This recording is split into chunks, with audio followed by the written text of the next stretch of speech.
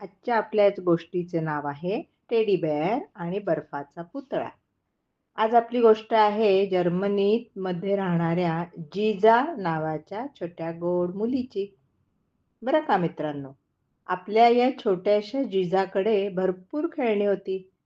त्यामध्ये खूप वेगवेगळ्या डॉल्स होत्या, भातुकलीचे सेट होते, फर टॉयज होती. या सगळ्या खेळण्यामध्ये तिला तिचं टेडी बेअर खूप आवडायचा.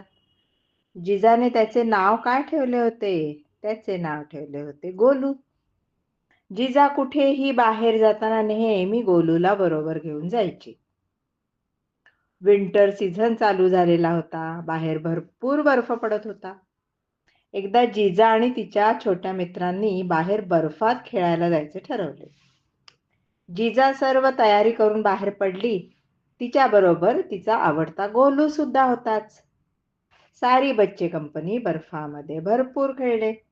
त्यांनी खूप सुंदर बर्फाचा पुतळा तयार केला. एकमेकांवर बर्फाचे गोळे करून मारले. बर्फावरून घसरण्याचे खेळही खेळले.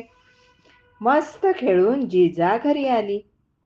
घरी आल्यावर तिच्या लक्षात आले, आपला गोलू आपल्याबरोबर घरी आलाच नाहीये.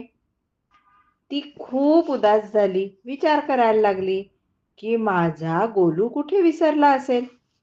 पण आता बाहेर अंधार झाला होता. जिजा बाहेर जाऊन गोलूला शोधू शकणार नव्हती.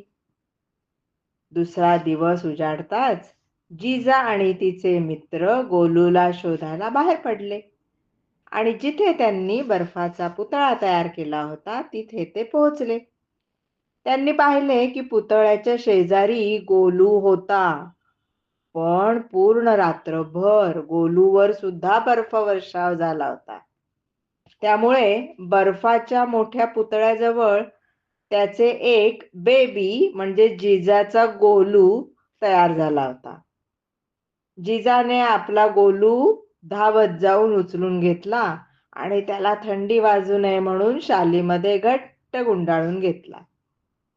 जिजा आणि तिचे सगळे मित्र हसायला लागले आणि गोलूला घेऊन सगळे आनंदाने घरी परत आले.